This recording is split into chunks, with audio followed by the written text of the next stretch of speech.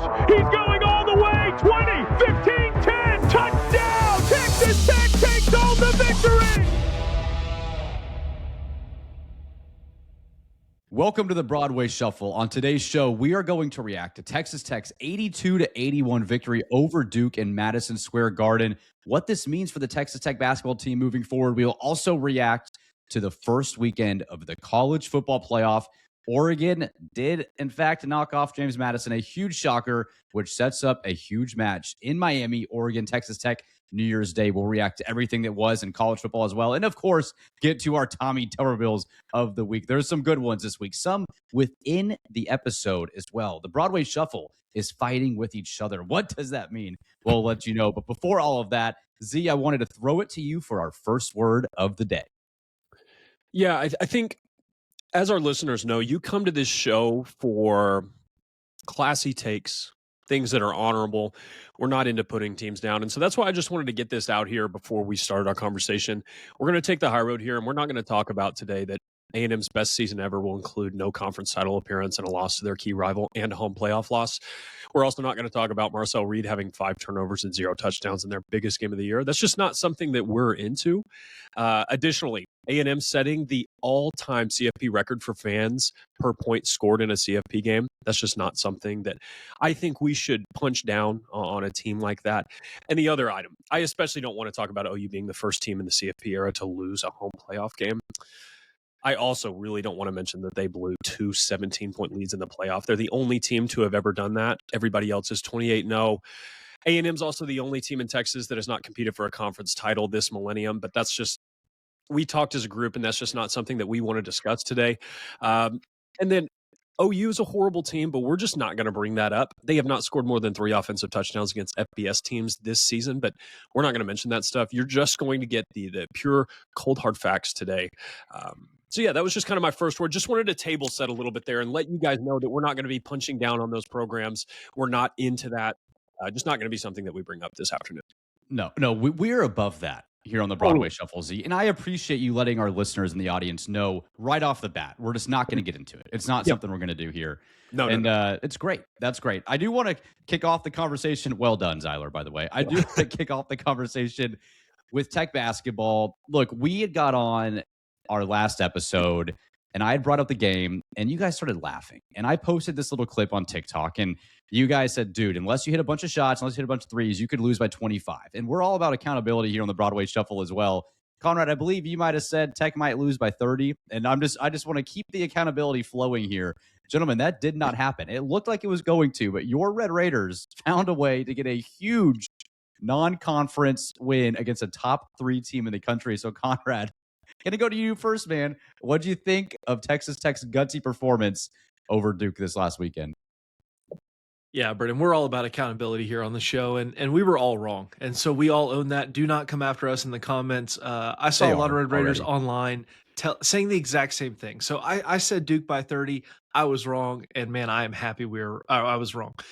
Guys, that was an incredible game. I mean, the odds were just completely stacked against you.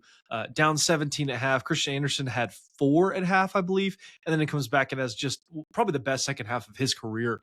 Unbelievable effort by that team, unbelievable coaching. It was something to behold, and I'm still shocked we won just with the roster the way it is right now. Great win for the men's basketball team in New York City. Clayton, thoughts? Yeah, that was one of the most improbable wins I've probably ever witnessed, especially after you went down 17 in the second half, and Watts, Horner both fouled out, Bamboye, Mosley hurt. I would have put our percentage chance to win at like 2% maybe, and even that might have been high. But yeah, like Conrad mentioned, Christian Anderson in the second half, I genuinely think that's like a Tech Mount Rushmore performance. He scored or assisted on 30 of our last 36 points from 15 minutes onward, which is absurd. The shot making was insane. And that's the second year in a row that Tech has, at the time, and, you know, future forward facing, I feel like one of the best wins in college basketball. Last year beating Houston, and this one beating Duke in a neutral court, but definitely, you know, slanted towards Duke. So couldn't say more about this team and Grant McCaslin's coaching last night. Yeah, Clayton, as far as improbable. I think when you lost all those players and you had all the injuries like late in the second half, I think that's the most improbable Tech win I've ever seen. I don't know that like before the game it would have been, but it's right up there with that Houston game last year as far as the circumstances. There was just nothing about that like you don't have your two big guys, Akuntak and Bemboye are out. You don't have your backup four. You foul out probably your best like forward, or I guess best wing in Watts, and then you lose Horner. And you're playing Nolan Groves, who hasn't played serious minutes since the Wake Forest game. Yeah. And he plays 13 minutes and has to play Cam Boozer and does a pretty good job. I just that's an unbelievable win. The shot that Christian hit next to the Tech bench, the little step back, there truly is, outside of maybe the deep ball in football in a really tight game, there is nothing that compares to the moment that shot gets released and that moment where you don't know if it's going in or not. It's an electric feeling. And then when it does go in, you get the crowd reaction. I truly unreal shot. One of my favorite shots by a Tech player, maybe ever. It was so fun to watch. I've rewatched the game twice already. So wow, the game just ended like 12 hours ago, dude. What have you been doing? I woke up early and I go to bed late, so I rewatched afterwards. Yes. Yeah, well, that's awesome. Well, and I posed this question on Twitter, too, where I asked which win's more impressive for you as a Red Raider fan. Is it the Duke win or the Houston win? Because to me, they were similar. You have to face adversity early. This team going in, and that's why we believe in this Texas Tech basketball team, but the odds were just stacked against you going in already. Duke is a top 3 team. You're battling injuries. You're really thin, and then you get the foul trouble. The refs in this game, it was like they were calling a bunch of wacky calls too, where it just seemed like they were out against you in a weird way too, which no surprise, you're playing Duke. It's like, what do you expect? But I just felt like overall this win does so much more for your season. And even if you would have lost by a point or two, just seeing the gutsy performance this team put out there, get back into the game, crawl your way back in, seeing Christian Anderson with 27 points, Toppin added 19. Like those two guys, and LaJohn Watts is really coming on. Grant talked about it in a press conference, but this guy is becoming a solidified number 3 for you. Maybe not quite to what D5 was doing last year, but it's getting close. And so I do feel like you have a lot of confidence from this moving into Big 12 play coming up in January. But that was probably my favorite win I've seen of Texas Tech in a long time. I mean, the Arkansas Sweet 16 game too. I know you came back, but man, against Duke in this environment and how you did it with what you had on the floor, that's insane. It was just insane. And so kudos to the team and the guys, man. Hey, we're sorry for doubting you. We just try to call it like we see it, and we saw it wrong. We can't always be right, I mean, yeah, this team was in a dogfight with Northern Colorado like 6 days ago. Like, right. It's just shocking. The other thing that I love, a coaching thing, and McCaslin does this all the time, and he's an excellent coach, but the appeal on the top and third foul in the first quarter, I mean, pretty much when if he would have gone out at that point, I just don't know that you would have been able to overcome that deficit. Very, very savvy call. And I thought he should have been able to get the one on Horner, too. I thought Horner got hooked and held. So it did a lot of really fun things. And the effort was really great. Also, man, Tyree Bryan, I mean, just relegated to the bench. I mean, played 3 minutes, gave up a three-pointer and a drive-by or a blow-by layup. And he didn't play again. I mean, that was... Yeah. So that's a really damning thing whenever, our bench is in the state that it is and he's in the doghouse, can't play. That's pretty bad. What do you think's going on there? Z, why? Is it killing you defensively, and he's just not giving you enough on the offensive end to make it work. Like, Lawan is not a great defender, and he's getting better, but he gives you so much offensively, you can live with some of the defensive lapses. Like, he's not a great defender, and he's not hitting shots right now. I feel kind of bad for him. He's supposed to be a great shooter, and it's not clicking right now. He'll get it figured out, but he's just not a playable asset for you. The other guy I wanted to shout out, Donovan Atwell, played 100% of the minutes, and he wasn't big on the stat sheet, but man, great effort, great rebounding, or at least tips.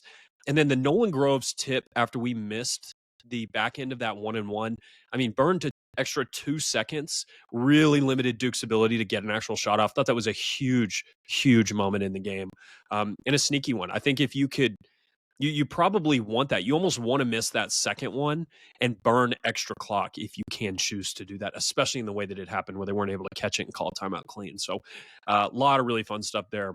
Awesome game. Clay, you mentioned your Mount Rushmore of Tech performances. I'm curious, Mike Singletary against A&M way back in the day comes to mind. Does this one rank because of the opponent and the moment, Madison Square Garden? Is this number 1 for you? I don't know if I can say number one. I think Mike Singletary has the case for number one for me. 27 straight points is absurd, and I think he finished with like 42 against a rival. And then Keenan also had 38 against Texas with the game winner. And then Culver against Iowa State that won us the Big 12 title. I think those three are still above this one. But dude, as far as like shot making and just like putting the team on your back, this one is right up there with all of those. I mean, he was quite literally doing everything for your team for the last 15 minutes of the game. Yeah, it was awesome, man. And we're proud. Mike Singletary, by the way, friend of the show. Don't know if you know that, Conrad, but he listens quite often. Texts Why wouldn't occasionally. I know that? I know. I didn't know if you knew or not. I just wanted to remind you. I know that. Yeah, I know you do. Well, other listeners, they know too. Well, man, great time up there in New York. If you were there, I know we had a few friends that were out there watching the game, and so what a time to be a Red Raider, man. I had someone this morning just come up to me and say, "Is this the best time to be a Texas Tech fan, or what?" You get the basketball team beating Duke. You're in the playoff against Oregon. It's going to be a great couple of weeks here in Texas Tech sports, and we're here to break it all down for you guys. And if this is your first time with the Broadway Shuffle, and if you're liking what you're hearing so far, make sure to subscribe. If you think you've subscribed and haven't on YouTube yet, please do. We really appreciate it. And thank you guys so much for all of your support. But all right, well, there were some football games this weekend as well, too, gentlemen.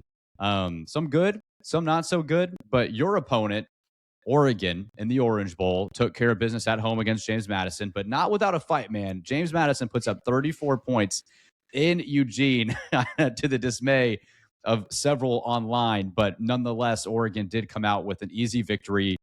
Huge game in Miami. Thoughts on the Oregon win specifically, then we'll break down everything else. Yeah, they're a good team. I don't really take too much of it defensively. They subbed a lot of guys out in the second half. They still had some of their start. Like you saw Thieneman and you saw, Flowers was out there. I think the biggest takeaway is what's going to be the status of their RB1. Jordan Davison, I think, was spotted getting carted off after the game. That's really my biggest takeaway. And then the final one, Dante Moore is very good. I've watched full games of him. He's a really good quarterback, and I think he's at a level that you haven't seen yet this season. So kudos to that guy, man. I will be shocked if he comes back for another year. I know that's what Oregon fans are thinking is going to happen, but I don't know how that guy's not a top 2 pick in the draft this year. He looks excellent. Conrad, do you take anything from the fact that James Madison was able to actually move the ball pretty well? Does that give you more hope from a Tech offensive perspective? Just that, like, hey, James Madison was able to put up 34 regardless of who was on the field. They actually moved the ball pretty well. Had to settle for some field goals, had a blocked field goal earlier in the first half. So, I don't know, maybe that bodes well for your offense in Miami. Yeah, it was just entertaining to watch a scrimmage on Saturday night in Eugene. I mean, that was pretty much what it was.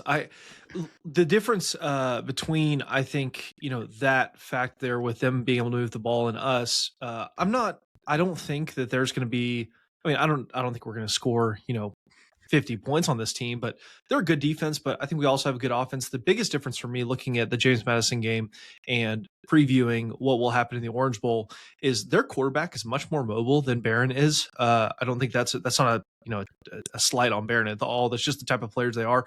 And I think that played a part in Oregon's game plan and JMU's offensive game plan in terms of what they did offensively. And so I think this is going to be a team that it's obviously a great team, best team you've played all year. Dante Moore is by far and away, in my opinion, the best quarterback you've played all year. I hope he comes back. He's 20 years old. I mean, golly, that would be to go into an NFL locker room at that age. That's just going to be really difficult for him because he started at UCLA at 17. So we'll see what happens there, but looking forward to this game against Oregon. And I do think you have a good chance of moving the ball on them just like JMU did, but I would have said that before the JMU game. Clay, so after watching Oregon, I know we've watched a few games of theirs, but just seeing what they were able to do, it is obviously extremely difficult to measure. Well, how is that going to look? James Madison defense, clearly nowhere near the top 5 defense that you are in the country, but anything you took away from watching that goes, oh, you might be able to exploit this here or utilize this on offense against that defense? Anything you saw from Oregon that gives you confidence for Texas Tech? Yeah, I think the things that I saw that I feel like are transferable to Tech, obviously, like Conrad said, their QB was mobile, so you can't really take a lot from that. But I do think their wide receivers were actually able to get quite a bit separation on Oregon's cornerbacks. Their problem was they couldn't block Oregon's defensive line. They were straight up, honestly, they were holding every single play. I think the refs could have called a flag every single pass play on JMU. And I know the most of the points came in the second half, but they were moving the ball consistently in the first half, like you said, just couldn't get it in the end zone. Oregon struggled with red zone defense all year, so hopefully, that's like the movable object versus the stoppable force with our red zone offense. Hopefully that comes through for us. But yeah, I think the wide receiver separation, like if your O-line can hold up, I think you'll be able to hit some deep shots, which is basically what your offense has lived on all year, is like the 20+ yard plays. I think it's definitely going to be tough to drive, like 10+ play drives on this defense, but I do think there could be some explosive plays to be had against them. Yeah. Z, anything? Yeah, I mean, it's a really good team. We'll do a deeper dive. They've just got talent, and they've got really good players. It's the most complete roster you've played all year, and you just get that when you watch. You can just see the way that those guys move. I love their safety. He reminds me a lot of Wisniewski. Just really good eraser there on the back end. And then that Amari Washington, man, that guy, very good defensive player on the inside. So, yeah, I mean, we'll see. It should be a fun matchup. I'm excited to preview it next Sunday. I think Brennan will probably talk about it at the end, but we won't have an episode releasing this week. Our next episode will be, I guess, next Monday. Next Monday. Okay. Next Monday. Yep. And that's when we'll do our preview, which it's crazy. And then you'll be looking at the Orange Bowl and probably a reaction video after that. So exciting stuff, man. I'm excited for that game. It's going to be a ton of fun. The nerves and the anxiety haven't hit me yet. I'm really excited. Should be a lot of fun. Yeah, I kind of want the next 11 days to go by pretty slow, just so we can enjoy the fact that you don't have to play a game yet. You can enjoy the ride of playing in the Orange Bowl, but it is going to come up really quick. And yeah, we won't have an episode on Thursday like we normally do. Obviously, that's Christmas, so we wish everybody a Merry Christmas as well and enjoy. We know all of you would watch us on Christmas, but we're going to give you guys a break anyways, and we'll be back on Monday. So, all right, Conrad, well, let's get to another game. I want to go to Alabama, Oklahoma first. Z teased it up at the beginning of the episode. And I'm not going to punch down on lower programs. We're just not going to do it. We're not going to punch down. We're just going to quickly react to and what this means. And I want to start there because Alabama beats Oklahoma. They face Indiana. The winner of that game would play you if you were to beat Oregon. So this is your side of the bracket. Alabama comes away with that win. I mean, Ty Simpson was able to make some plays in the second half, but overall thoughts on that game? OU blows a 17-0 lead. Alabama has a pick six against Mateer. Your thoughts on Alabama's victory over Oklahoma? So let me just preface everything I'm about to say with this. I am not trying to say that historically Texas Tech is a better program than Alabama or Oklahoma. That's not what I'm saying. That's factually incorrect. But what I'm watching right now with OU and Alabama is two not good football teams. That's no disrespect to either of them. That's just what we're looking at. Obviously, OU blowing a 17-point lead. John Mateer, I do not know his throwing mechanics. I just they're completely out the window. I mean, obviously they lost, but it's just something that when you watch that offense, that is nothing what it looked like earlier this year. And so that to me was a big reason they lost. But, even on the other side, Alabama wasn't perfect either. I mean, they made some mistakes. Simpson did not look like himself either. And so I think you saw kind of a middle of the pack SEC game. Like it's just not, I don't know, that Oklahoma environment was really good. But what I saw on the field wasn't necessarily what you would hope to expect and see from two college football playoff teams in Alabama, Oklahoma, and to allude to what we just talked about, JMU and Tulane as well, which we'll talk about that in a little bit. But it was an okay game overall, but not surprised Alabama won, even though I did pick OU. So we'll see what happens to Alabama when they have to play Indiana in the next round. Clay, you also picked OU, and you had said that you trusted their defense. And it was weird because I would have thought the same thing in the sense that it'd be a low-scoring game, both teams under 20 points. But Alabama was able to move the ball pretty well, especially in the second half. Your thoughts on Alabama's matchup with Indiana specifically? Because I would say that I actually like Alabama's chances to beat Indiana more than I would OU. I think they're a little more dynamic on the offensive side of the ball and might be able to score some points. Do you think that Alabama has a chance to knock off Indiana based off what you saw in Norman? Yeah, they definitely have a chance, and I 100% agree. I would have given OU next to no shot to beat Indiana. Like Conrad touched on, Mateer is just a hilarious quarterback to watch. I genuinely, it feels like he's never had any like sort of pocket or mechanics training. He's always jumping when he's throwing. I feel like, I don't know if I've seen John Mateer just take a snap and do a 3-step drop and then get the ball out once this entire season. He's like spazzing out constantly. It's just a hilarious QB to watch, and he does make some electrifying plays, but he also has some pretty bad misses. But yeah, I mean, Alabama definitely has a shot to beat Indiana. I think Indiana is clearly the better team, but Alabama has more talent. I think if they can get the passing game going, I'm still pretty concerned about the run game. But like, Simpson's a good QB. They've obviously got weapons. I think if they can turn it into like a shootout, I like Alabama's chances. Z, you're not going to talk bad about Oklahoma, but just far from it. Just your reaction to the game and what this might mean for the Sooners moving forward. Because I was on the radio in Dallas yesterday, and I talked to a guy who graduated from OU, was at the game, and he said, "Look, we went from 6 wins to 10 wins. We made the playoff. Yeah, we blew a lead, but in terms of program wise, it was still a successful season." I mean, do you feel like if you're an Oklahoma fan, you're excited about the future, or are you just super bummed you blew a 17-0 lead and couldn't find a way to get it done? Yeah, I think objectively, the thing that I do like is they very clearly know how to play defense. And I think Arbuckle is still a good coordinator. I think his problem is his quarterback can't hit receivers. And that really hurt. And then they couldn't run the ball. Like, it was a very limited team. And we told you this like 5 to 6 weeks ago, that they were not actually that good. But if you look at what they were thinking about Venables 7 weeks ago, you were thinking he was about to get fired because they were going on the road to Tuscaloosa and then on the road to Knoxville. And you were thinking, he loses those two, it's probably season over. So in that way, I think they did overachieve. And I think it was a pretty rational response from the Sooner faithful. You're bummed you lost that game, but you would have told them that this was the outcome at the beginning of the year. I think they would have signed up for it immediately. Yeah. And so I think all of that's fair. This is the thing that's going to frustrate me, is that these middling SEC teams are going to continue to get into the playoff that are just really not that good.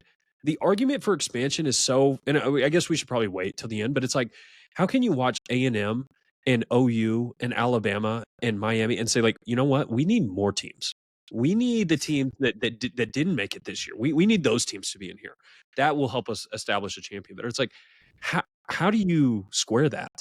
Yeah, that's a great point. And that's something we are going to talk about here in a little bit too, because it is the big debate that's going on right now as well. And a big part of that debate is teams like Tulane that go into Oxford again, not able to do anything, lose 41-10. Ole Miss takes care of business for the first game in the Pete Golding era. They face Georgia now in the Sugar Bowl. So that game, I mean, not a whole lot to break down. Ole Miss looked like Ole Miss. Trinidad Chambliss had a good game. Tulane couldn't do anything. And teams like that are in the playoff because they've earned their way in through conference championships, and that's something we'll get into. But I do want to touch on the Miami A&M game quickly as well too, because again, we're not here to say that Marcel Reed is not a good quarterback or that A&M hasn't won a conference championship in this millennium, as Conrad Mills so eloquently played in a conference championship this morning. Played in a conference championship. So Conrad, you have some A&M ties, obviously, with your family. How freeing was it? How rewarding was it to see them not even score a touchdown in a college football playoff game? I think I don't know if it's disdain or just not enthusiasm for the Texas Aggies. I think it has more to do with how difficult it is, in my opinion, to watch Marcel Reed play quarterback. I mean, who would you take, John Mateer or Marcel Reed, if you had to choose? I feel like that's really difficult. I'd take Mateer. That is difficult. I think I lead Reed. I would lean Reed, actually, in my opinion. Okay. Well, I'd take Morton over both of them. So we'll stop with that. But no, it was, man, that game, I mean, not even scoring a touchdown at home against Miami. Now, Miami, to give them credit, their defensive line is incredible. I mean, and the fact that A&M offensive lineman, forgive me, I don't know A&M players' names, but the guy who gave them that bulletin board material, and Ruben Bain had that on his phone. I thought that was hilarious. That game, man, I mean, the environment looked great, but you don't win based on your stadium environment. It was a snooze fest. The whole thing was it was like, man, what am I watching? I don't know if it's just the teams were so good that we're playing against each other, or what it was, or if Marcel Reed just couldn't do it. It was not a fun game to watch. It was something that I think Miami is a good team, but they did not play like it, in my opinion. Beck missed a bunch of open receivers. So A&M losing, that's not necessarily going to make me unhappy. But I do think it's interesting looking at how that game actually played out, because I don't think anyone would have predicted it to be a 10-3 ball game. Yeah. By the way, all four of us predicted Miami to win the game. So we might not know Texas Tech basketball, but we at least know something here on the Broadway Shuffle. Clayton, yeah, Miami's, because I always come back to this. We had talked about this week 4 or 5, and you had said that you think Miami is the best team in the country. based off what you saw up to that point, the defense played like it. I mean, the offense has struggled at times, and Carson Beck has had 4 interception games. And when he doesn't turn the ball over, though, they can beat anybody in the country because of that defense, much like Texas Tech. So were you that surprised to see Miami shut down A&M? Because I don't think we really should have been if we looked at the whole body of work of what this Miami defense is capable of. I was definitely surprised to see them hold them to 3, but I'm not surprised that they were able to have success against A&M's offense. Like you said, their defensive line is so good. I feel like all 4 of those guys are just so strong. Like, they don't really have like a speed rusher, it seems like, but they just wear on you over the course of the game. And Ruben Bain is just so good individually. But yeah, I mean, like you said, it's kind of funny. Like, after that 3-week stretch where Miami looked horrible, everyone just kind of wrote them off.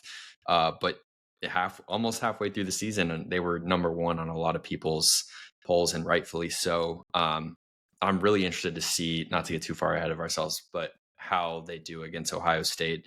Because I think seeing their offense struggle that much is probably not a good sign going into Ohio State.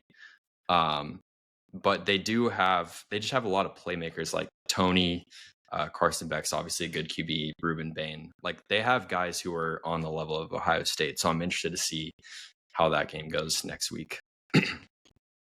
It's crazy to me how much of their offense runs through Tony. Like, they put him in the backfield. They get him the ball. They force feed him. And he's golly, great looking player. I think Ohio State is going to do disgusting things to Miami. I mean, it's just like A&M's defense is great. It really is. And there's the wind. They'll be playing in a dome, so there will be some of that. But man, I mean, it's just a better roster, and it's a better team. It's a better defense and a better offense. That's just going to be really tricky for the Hurricanes. And Conrad, to your point, like, I can appreciate a good defensive battle. It would have just felt so much better if you didn't have QBs airmailing or just throwing it in the dirt all the time. It wasn't like, yeah, he can't get a completion because these guys are draped all over him and he's got to fit into these tiny windows. It's like, no, dude, he's missing guys by 30 feet. Like, that's where it's like, people were talking like this is just a historic defensive battle. It's like, no, these are 2 QBs who are just really having a hard time. And they were great defensive lines. I thought your point was excellent there. But man. Now to be fair, the wind was really bad in College Station. Like, gusts of 30 miles an hour can affect the football, correct? I mean, I'm not trying to come to bat for Marcel Reed and Carson Beck, but it was a tough day for a lot of offenses to succeed. Okay, but to be fair, I've watched Barron play in very similar conditions and never have issues like that. And it's like, if you're throwing intermediate 10 to 12, like, the wind does not affect you that much. I mean, it's that ball's in the air for a second. I remember there was a throw in the red zone. I don't even remember what team was on offense, but they were throwing to the back of the end zone. The announcer goes, "Watch this wind just knock this ball out." And they show the replay. It's like, dude, I don't see anything. No, I think he just missed him. Yeah, and I'm not trying to defend big quarterbacks. Sure. Yeah, like, I think the special teams were what really put the stink on the game. Like, neither special teams looked even competent, and the wind definitely played a part in that. But I feel like that's what took it over the top of feeling like you were watching like 2 horrible teams, which is not the case. So it would also be different if Marcel Reed wasn't outside of the top 100 on catchability, like on his passes. Like, I think he was 118th, and that score is not going to go up. Like, I texted you guys. It's like, man, this wind is so crazy. Marcel Reed looks exactly how he's looked all season. Like, right, which is fun. But and 2 great defensive lines too. Like, the A&M defensive line was great, really disruptive. Miami defensive line was great. So Miami gets Ohio State and Dallas, as you mentioned, in the Cotton Bowl. That's the other fun thing about this is A&M had a chance to play in DFW, essentially their home turf, not able to get it done. That makes it even more fun to watch that they're sitting at home, not able to go play in a stadium where they'd have essentially a home field advantage. But nonetheless, it's Miami, Ohio State. Should be interesting. So that sets up the matchups. Georgia, Ole Miss, Miami, Ohio State, Alabama, Indiana, of course, Texas Tech, Oregon, New Year's Eve, New Year's Day. Going to be a ton of fun. Let us know if you're going to Miami, by the way. Conrad and I will be there. We'd love to see you guys. We're going to be around and about New Year's Eve, New Year's Day. Obviously, it'll be a ton of fun, and we look forward to seeing you guys in Miami. So that sets up our conversation that will conclude the episode into our Tommy Tubervilles. And this is a G6, G5 conversation. It's taken X and Twitter by storm, and it has caused a divide, the drama here on the Broadway Shuffle. It has caused some serious anger within the midst of the show. Conrad, I'll go I to don't you think it's first, a divide. man. I think it's 3-on-1. No. Look, No, I'm with Conrad Zyler. assaulted me. Look Oh, at my you're right. eye. He punched me in the eye. That's why you're swollen. That's why the eye's swollen today, Z. It's what happened. But but we can play mediator here. But yesterday, Clayton and I we're watching the games together. We're cuddling on the couch, having a great time. And Zyler and Conrad are going off in our group text against each other. So we'll play a little mediator game here. Conrad, I'll let you go first. Your argument for why the G6 and G5 should not be in the playoff. Because they don't actually have a chance to win the national championship. And we've seen that repeatedly.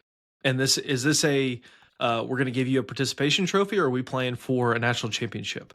Now, the response to that is, how do you know that there couldn't be a team one day that could win? Obviously, we don't know that. But by and large, those teams are not going to beat the teams they would have to play. They play two different sports. It's like, a high school varsity team against a 7th grade middle school team. It's just two different things. The G5, G6. Is it group of 5 or group 6? Like what G6. I see both. A G6. Okay. It's one of those things for me that they don't have a chance. Notre Dame would have been a much better, more deserving, in my opinion, in terms of quality of work. Obviously, what they've done, BYU as well. I understand the argument that Zyler's about to make, but my point, simply put, is they don't actually have a chance to win. They are not on the same level as the Big 12, or even, as much as it pains me to say this, the ACC. An ACC team in Miami did what they did. We talked about that. The way it's set up now, if you want to be good in college football, anyone can be. The only problem and the only barrier to being good in college football, not the only one, but the primary one, is, do you have the resources to construct a roster that has the talent to do that? Obviously, a school like Texas Tech does. We are pretty much the example A of what that looks like, how to do it. Florida State a couple of years ago, the example B of how you don't do that. My point simply is, put teams in that actually have a chance to win it. Those teams don't. They should break off, form their own thing. Again, I understand why they wouldn't. I'm talking my opinion, and I think a pretty popular opinion online as well. So I would not have them in the playoff, but again, I understand the other side of the argument as well. Zyler, the floor is yours. Your turn for your argument. do you know if the ACC champion lost to either Tulane or JMU? I do. I think I believe the ACC championship lost to Tulane.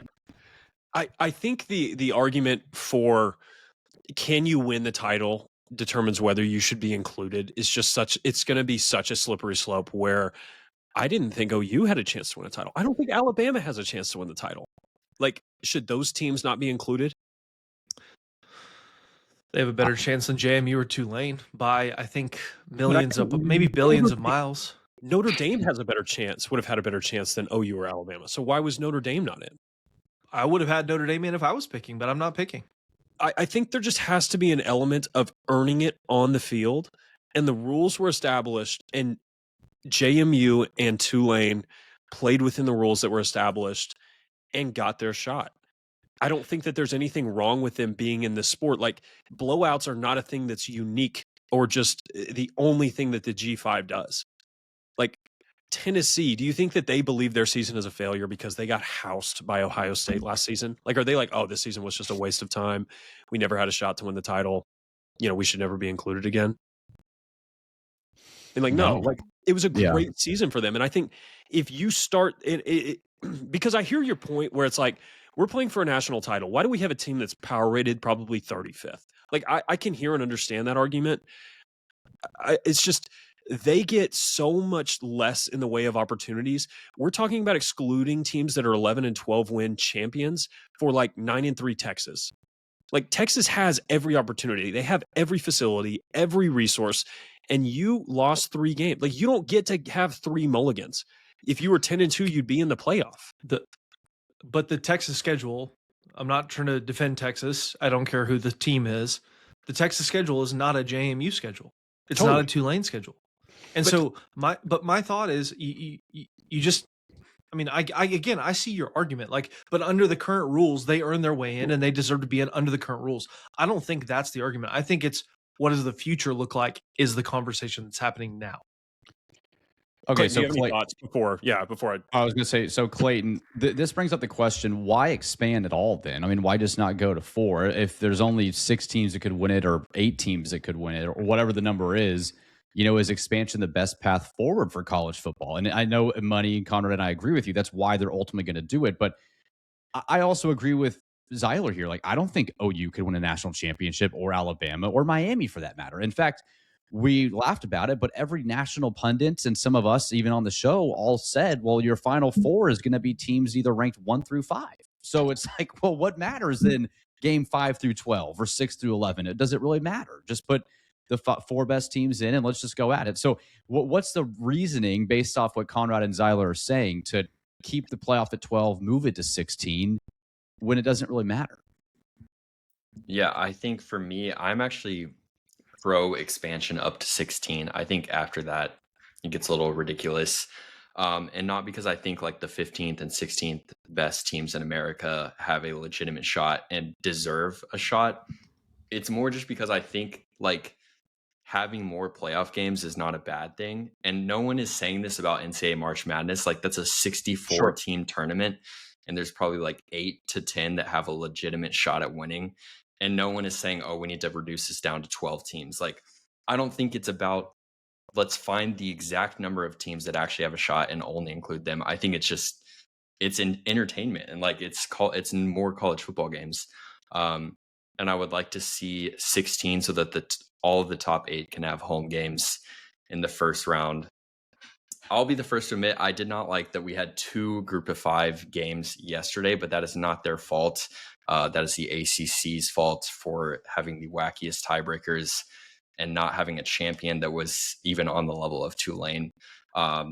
So yeah, I did not like the 2/3 of the game yesterday were group of 5 blowouts, but I definitely think they deserve a chance to play. We've already basically stripped everything away from them to where there cannot be a team like 07 Boise State because their rosters just get rated. And I think just excluding them completely from the national championship would just be like the final nail in the coffin of killing group of 6. I think that's going to happen though. Like, I think it will happen. Why do we want that though? Like, yeah, it's just I'm not saying it's not going to, but if you nuke 100 programs at the beginning of the season and say you have no chance to win a national title, like, what is the point? Like, what? But they already don't have a chance. I don't think you're doing anything that isn't already done. Okay, almost every single team in the Big 12 doesn't have a chance to win the Big 12 title when the year starts. But you know what? They all think that they do, kind of in the back of their mind. And you think about how sweet it is that it's like, hey, it's late November and I'm tuned into a Sun Belt game. Or it's late November and I'm tuned into an American game because it's North Texas, and because that has playoff implications. I think that's awesome. It's awesome for those fan bases, and it's not a participation award. I think what you said is great, but you start telling a lot of these programs like Appalachian State and James Madison and, Ohio, these teams that, you just don't matter. We don't care about you. That we already tell them that anyway, but you remove any sort of vestige of those guys that talk on their podcast and say, dude, what if we went 10-2 and made our conference championship and had a shot to maybe get into the playoff? That's awesome. And every fan base technically has an ability to do that at the beginning of the season.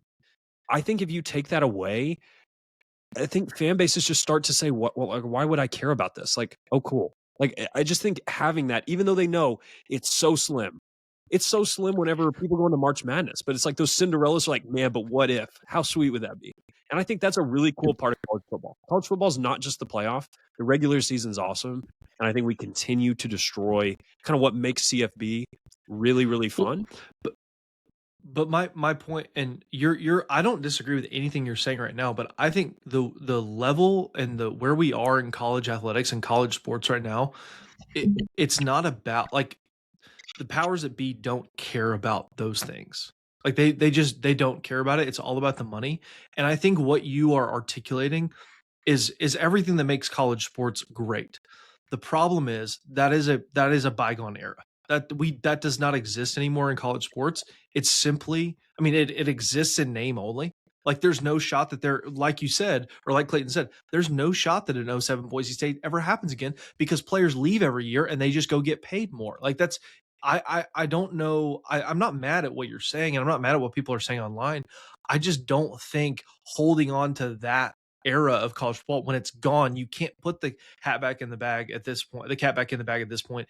It's just like, I mean, I guess you're kind of holding on to it a little bit. My point is simply, if you're going to play team, like for example, Ole Miss scheduled Tulane as a blowout game earlier this year. They did it, and they did it again this year.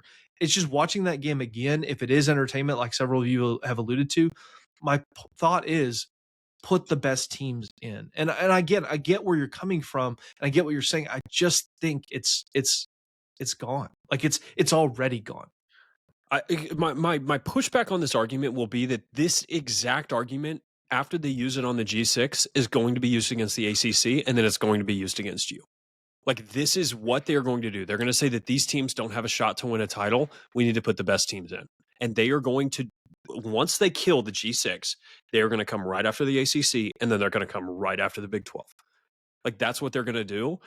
And maybe it happens regardless. And I know I am so far, I'm not prideful enough to think that what I say on this show is going to change any of that, but I don't want us to just take that line down. And I think that's what Cody's doing right now is we're going to show you that Big 12 football can be serious football.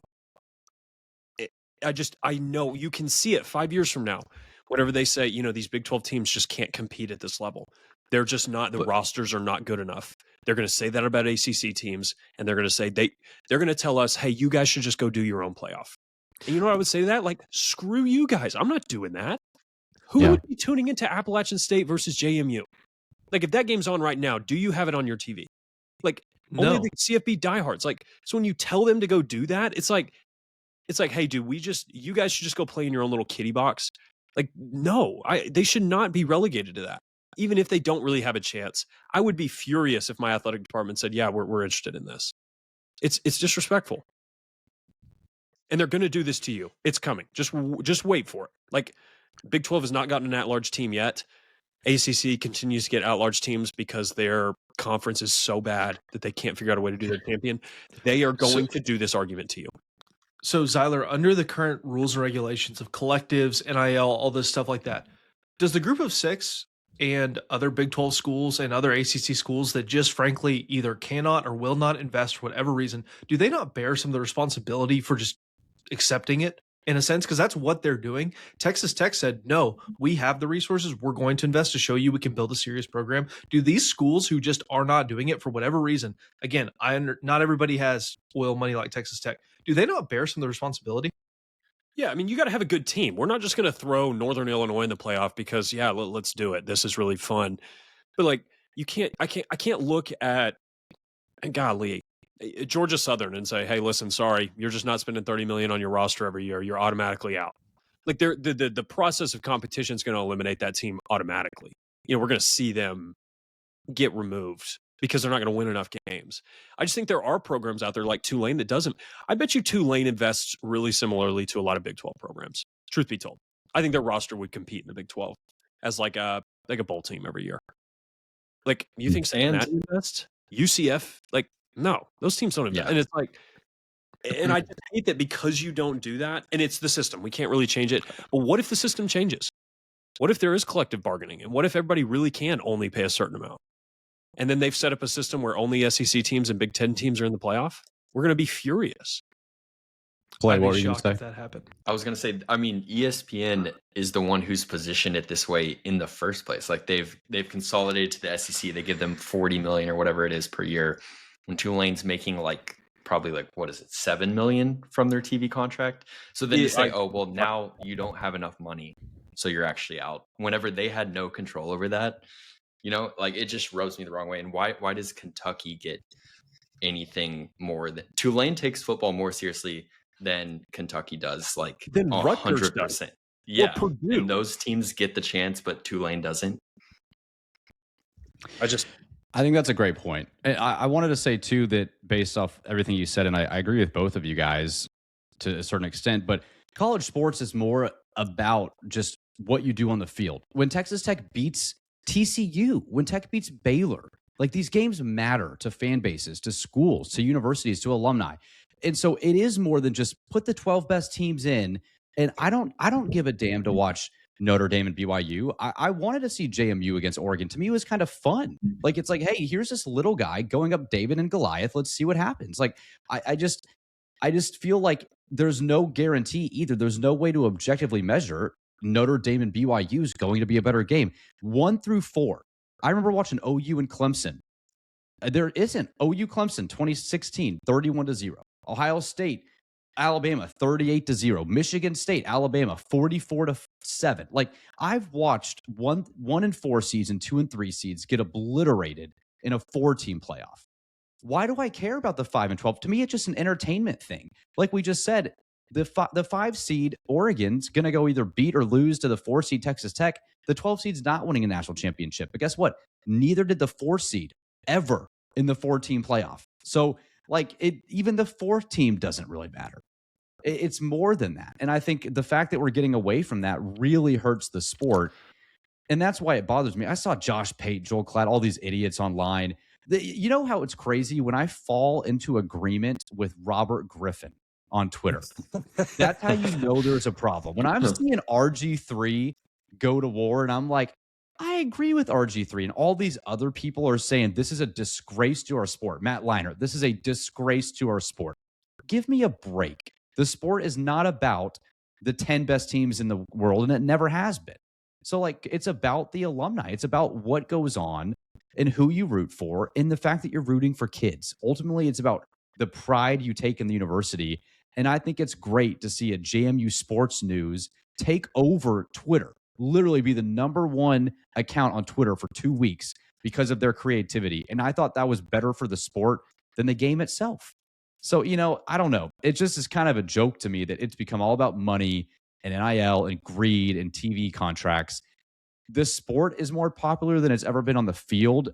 In my mind, it's the worst it's been outside of the lines the game is played, and it's only going to get worse. I agree with Z. I hope you have a seat at the table. There's no guarantee you do. And Conrad, I agree with you. Like, you want the best teams in the field, but there's no way to objectively measure 134 teams. Like, Vanderbilt and OU could have been a dud of a football game, if that was the case. Or James Matt, like, I guarantee you that BYU or Notre Dame go into Oregon and probably don't win that game, and it could easily have been a really boring 2-3 score victory for Oregon. So there's just no way of ever knowing. Just sucks. I don't know. I just hated seeing yeah. online. Well, Conrad, I do think you have good points. I understand where you're coming from. No, so don't hear that as a personal attack. No. Not at all. I see exactly what you guys are saying too. I think what's happening though is there's just a disconnect in what college sports is now and what it used to be. Like, there's just like everything Brennan said about the alumni, fan bases, everything is all true. And I mean, I'm an example of that. We're all examples of that. We love Texas Tech, and so we want Texas Tech to do well. Now, we also have to understand that, this new era of college athletics is leading itself to what's going to happen, right? With them doing exactly what Zyler said. But the only reason that Texas Tech is finally a good football program, not to disrespect anything that's been done in the past, but by and large, this is the best team ever. The only reason that this has happened is because of the investment of individuals and donors, and that's why we're finally good. And so while we're talking about the game and the state of it and everything like that, Texas Tech fans cannot forget that prior to NIL and Collective and a certain group of people that we're very thankful for investing in this roster, you were not good, and you were not respected, and you were not going to do anything in the national landscape of college football. Under these rules now, you have a chance. And that's why I said what I said a few episodes ago, and what I just said to Zyler, is that the schools, the programs themselves bear responsibility. Iowa State bears responsibility. Baylor, TCU, these schools that are not investing the way you are, again, they're not for whatever reason. I'm not here. I don't know all those things. None of us do. Texas Tech is positioning itself not only with success on the field, but also investment off the field in terms of into facilities, football, basketball. Texas Tech is positioning themselves to have more value than, let's just say, a Rutgers. Let's just say, even a Michigan State with their recent not success on the football field. And so we have to look at, what are we holding on to, or do we want to move and position ourselves to be in the best position possible? You want to look at what's good for the sport as a whole? That's a different conversation, in my opinion, than what's best for Texas Tech. And so I'm trying to walk the middle line of how does this actually work itself out under my perfect arrangement for what college sports looks like. It's not what it is now.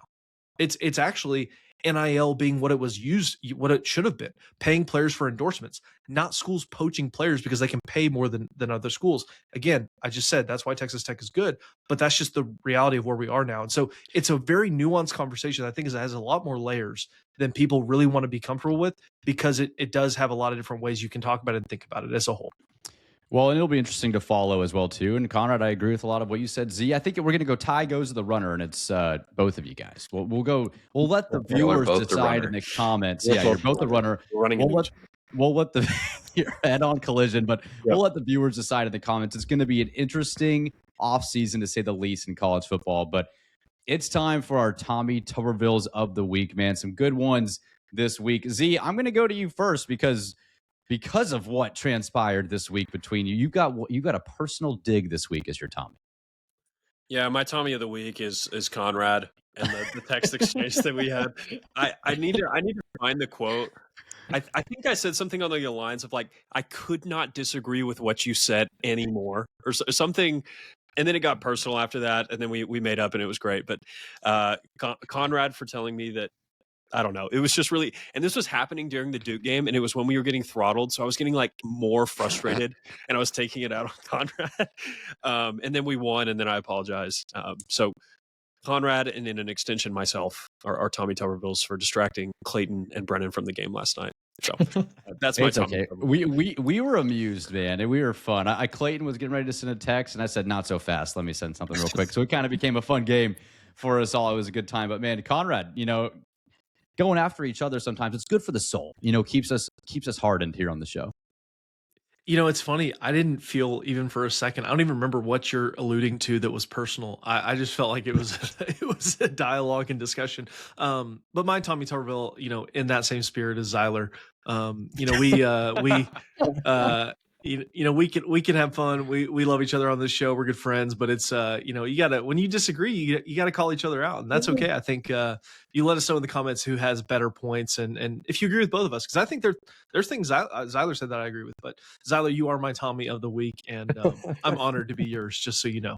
This is so cute. Well done, sir. Well done. Yeah, well done, you two. And Clayton and I, we have a great relationship. We hang out all the time. Clayton and I would never be each other's Tommies. That shows what the show's out here. Clay, who you got this week? Yeah, I originally wanted to do something with OU for the Tommy this week, but I felt like we maybe piled onto them more than we needed to.